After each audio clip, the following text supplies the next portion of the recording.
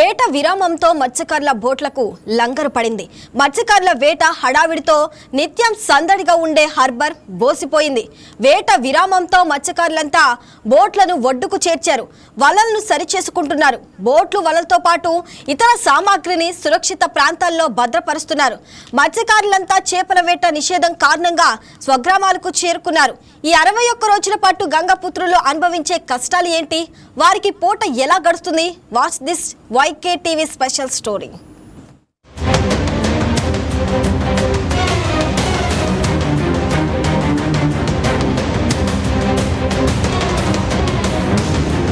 సముద్రమే వారి జీవన ఆధారం. సముద్రపు వేటే వారి జీవన గమనం. సముద్రాన్ని నమ్ముకొని ఎన్నో ఆటుపోట్లను ఎదుర్కొని నడుస్తున్న వారే మత్స్యకారులు.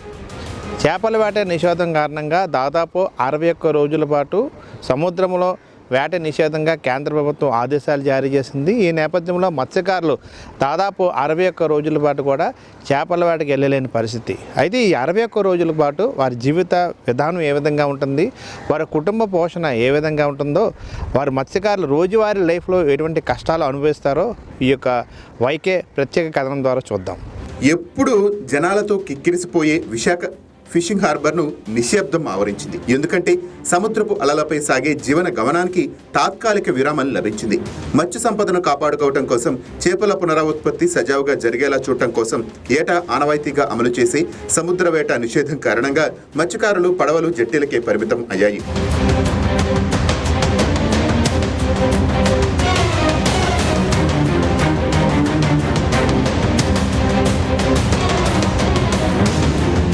మత్స్య సంపద ఉత్పత్తిలో భాగంగా ప్రభుత్వం ఏటా ఏప్రిల్ 15 నుంచి జూన్ 14 వరకు అంటే 61 రోజుల పాటు సముద్రంలో చేపల వేట నిషేధం విధిస్తోంది. వేట నిషేధ కాలంలో దాదాపు అందరికీ పని లేకుండా పోతోంది. అందుకే జాలర్ల కుటుంబాలు ఆర్థికంగా ఇబ్బందులు పడకూడదన్న ఉద్దేశంతో మత్స్యకారుల సేవలో పథకం కింద అర్హులైన వారికి ఏటా 20,000 చొప్పున సహాయం చేస్తోంది. కేవలం మోటార్ బోట్లకే పరిమితం కాకుండా సాంప్రదాయ తెప్పలపై వేటాడే నాన్ మోటరైజ్డ్ పడవల మత్స్యకారులను సైతం ఈ దఫా పథకంలో చేర్చడంతో నిరుపేద మత్స్యకారులకు సైతం ఊరట లభించింది. అయితే ఈ సీజన్లో ప్రభుత్వం ఉపాధి అవకాశాలు పూర్తి స్థాయిలో అందటం లేదని వాపోతున్నారు. అన్ సీజన్ కావడంతో సాంప్రదాయ తెప్పలతో వేటాడిన ఇబ్బందులు ఎదుర్కొంటున్నామని మత్స్యకారులు చెబుతున్నారు. కొంతమంది మహిళలు చెరువు చేపలను కొనుగోలు చేసి విక్రయించినా కష్టానికి తగిన ఫలితం రావటం లేదని ఆవేదన చెందుతున్నారు. ఈ 60 రోజులు మా బతుకు తెరవేటంటే బోట్ల మీద బతకడం, వేరే పని అంటూ మాకు లేదు, ఆధారం అంటూ ఏం లేదు. ఈ 60 రోజులు కూడా అన్ సీజన్ కంటే 60 రోజులు ఈ చేపలు గుడ్లు పెట్టే సమయంలో ఏంటంటే అన్ సీజన్ అనేది గవర్నమెంట్ అనౌన్స్మెంట్ చేశారు.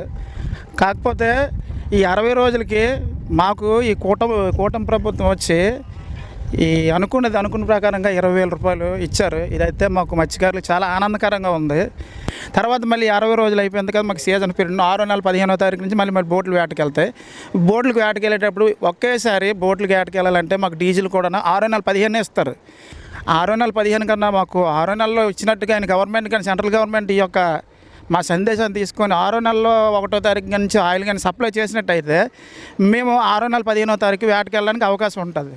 ప్రభుత్వం కూడా జాబ్ కార్డు ఉన్న ఒక్కో కుటుంబానికి 40 నుంచి 50 రోజులు మించి ఉపాధి పనులు కల్పించని పరిస్థితి. పోనీ పక్క గ్రామాలకు వెళ్లి ఉపాధి పనుల్లో పాల్గొందామన్నా వెళ్లి రావటం కష్టమవుతోందని మత్స్యకారులు చెబుతున్నారు.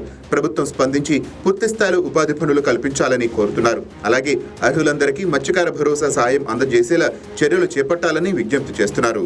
ఏటకెళ్తాం, ఏటకెళ్ళి కష్టపడి వస్తాం, ఆ సరుకు అయితే సేల్ అవ్వదు. సేల్ అవ్వకపోతే మనం ఏం చేస్తాం? ఎవరికోళ్ళకి ఎంత కొంత వేసేయాలి. దాన్ని బట్టి మార్కెట్లు బాగోలేవు. ఇప్పుడు మన మత్స్యకారులు కాబట్టి ఇది కూడా చేస్తాం, వేరే చేయం కదా. ఈ డబ్బులు వేస్తారు కాబట్టి ఆ డబ్బులతో పోషకర వెళ్తాం. పిల్లలు పెట్టిన ఇది కదా, దాన్ని బట్టి నిషేధించారు.